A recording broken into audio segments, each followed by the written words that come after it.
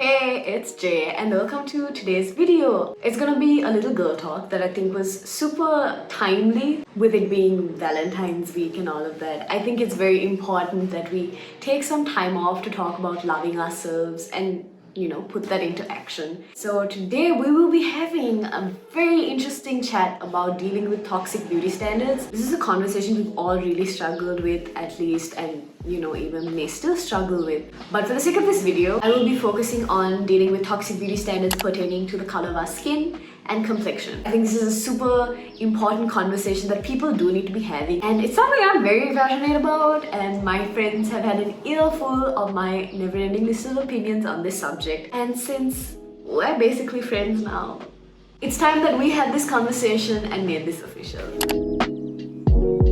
A slight trigger warning because we are dealing with conversations pertaining to body image and self-worth and things like that. The second thing that I want to mention is that this entire video is solely based off my own experience and my own opinions. Everything is very subjective and it will change depending on what your own personal experiences are. They definitely will differ. So this is not to say that one skin color is more desirable than the other. My main objective of this video is to encourage people to look past and beyond these social constructions that we have been subjected to pertaining to our skin color and what they may or may not represent. So to start off, colorism can be defined as a noun referring to an unfair treatment of a particular racial group who have darker skin color than the others, usually within the same ethnic or racial group. And this is where it differs from racism. Basically, if you're still not sure of what exactly I'm talking about, there is this belief in Sri Lanka that in order to be beautiful, you need to be fair. And if you aren't fair, then you lack said beauty. It's kind of crazy when you say it out loud and you think by 2022 this wouldn't be a real problem that we have to deal with. But it is a very unfortunate reality. We're gonna get to the bottom of this, figure out why this happens and try and debunk this belief. There are a couple of references that I found to kind of make this video, so I will link them down below in my description if you're interested in doing a little research of your own. So let's go back to the start and figure out why this ideology is believed in the first place. Is it something that is learned and therefore taught? The short answer, kind of.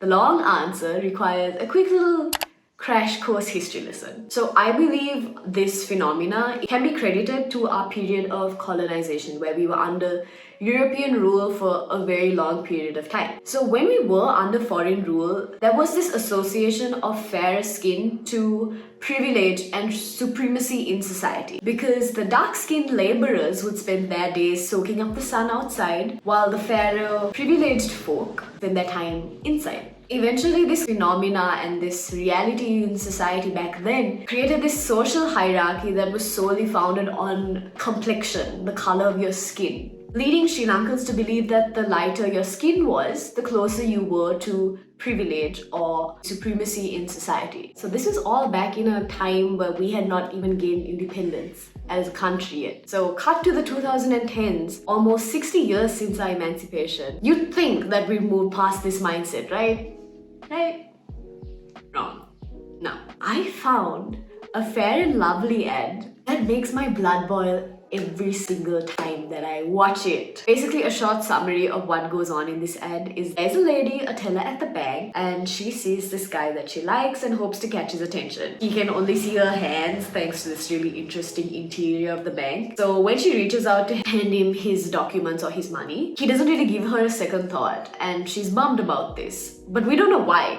But later the ad kind of reveals that the reason he didn't notice her is because her skin was dark, or she wasn't fair enough and therefore not beautiful. And then when the guy comes again and she stretches her hand out, she's fairer on the other side of her forearm, which is lighter, and then, only then, she catches his attention. So this is just one blatantly obvious example of where this notion of fairer equates more beautiful has penetrated into the beauty industry, creating this conventional beauty standard that most people that they are targeting don't even fit into. You're targeting brown women here. This ad was made for India, but it was also translated and released into Sri Lankan audience. So basically they're trying to promote this standard that a lot of people don't even fall under because we are inherently brown, regardless of how light brown or dark brown you are. So thanks to this, even darker skinned models were pretty discouraged from entering into the industry because there was very limited potential for them to do so. This led to a severe lack of representation of dark-skinned women in the media, creating this toxic mentality to exclude darker-skinned women even within their own racial and ethnic groups. It sounds crazy, I know. All that being said, we are no longer in the 2010s. This is 2022, and we have certainly come a very long way when it comes to representation in the media, thanks to social media expanding and the opportunity for expression, self-expression constantly on the increase, and influencers coming up that embrace their own personal complexions and encouraging the followers that look like them to do so is really promoting a very healthy environment for self-image and for self-worth, especially in younger females that are developing their mindset as to how they see themselves. And when influencers or people in general on social media use their platforms responsibly, it creates such an amazing difference. Despite this, however, in my own personal experience, I would say that at least half of the people that I know still would prefer to be fairer. Almost commonly, they want to marry someone fairer than them, which seems kind of like I say this a lot with guys that I've encountered. Girls are no exception, but just based off my personal experiences. Please share your own down below in the comments if you do have any. And preference is one thing, because I have my own preferences. There are certain non-negotiables that I have when looking for, say, a partner. But like, say you meet someone really great and they're darker than you, is that going to be the reason that you choose not to be with them? And regardless of your answer, it just goes to show that the notion that fairness equals beauty has really solidified itself as a reality in society today. And to an extent, being with someone fairer or wanting to be fairer is something internal. It can be controlled by you. It is definitely affected, unfortunately, by media, pop culture, and the people that you surround yourself with. But something I find more detrimental at times is relating to a more external force. Let's call it auntie culture. Again, I do want to say that this is my personal experiences. I have only experienced these things with aunties, not really uncles. But if you have with uncles, do share your stories below, because I would love to hear them, and I'm sure other people seeing them would be encouraged to know that they're not in this alone as well. Looking back on these Fair and Lovely commercials, you wonder why and how. You can't stop asking questions because it just defines reality and logic beyond any reason. But when you think about it, these ads work. They targeted an audience and they sold their products in the hundreds and the thousands. And this target audience that still believes in this mentality, I find most often would be the baby boomers, the aunties that we often refer to them as. I've heard my fair share of, "You've gotten so dark," or like, not just me, my friends too. And I think the worst case of overhearing a conversation that I did was between two ladies. They were talking about two sisters talking about their appearance. One lady said the older sister is pretty, but the younger one is dark. Again, what?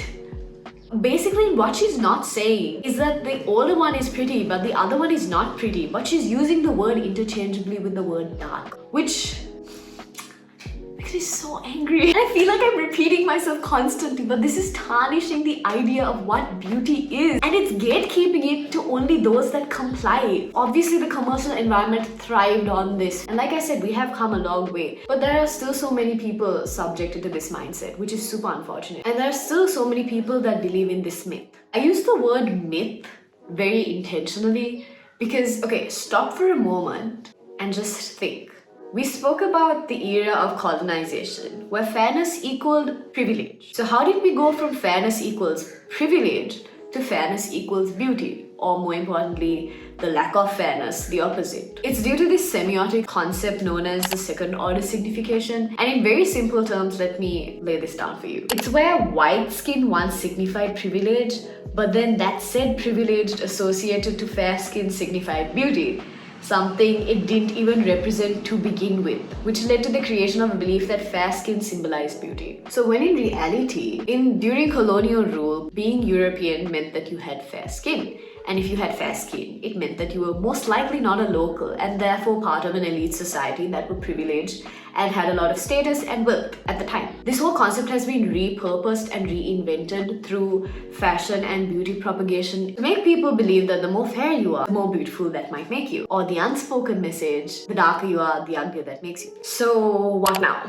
We've spoken about how we came here, why and how we've come to the place that we are currently in 2022. These toxic beauty standards do influence people in the most negative ways and make them feel super uncomfortable in their own skin. And we desperately need to fix that. We all do. And we're the only ones who can. Which is not to say we need to treat fairer people poorly, that's all I'm saying. What we need to work towards is the concept that beauty is subjective. Beauty is in the eye of the beholder. And all skin types, all skin colors are beautiful. So external beauty is just a mere fraction of how beautiful someone can really be. It just doesn't even make sense that you would invest so much time in that small fraction, in trying to be something that you're not. That's what we're encouraged to do with media, with pop culture. It's what we see and what we want to be seen as. You are fearfully, wonderfully, uniquely made with your own flavor, with your own skin color, with your own hair types, whatever it may be. And it's so important that we remind ourselves of that and be confident in that. Embrace what's ours. Embrace what is ours. Embrace your brownness, because honestly, there's nothing more beautiful than seeing someone who is so confident in their own skin. Again, this is much easier said than done, I know.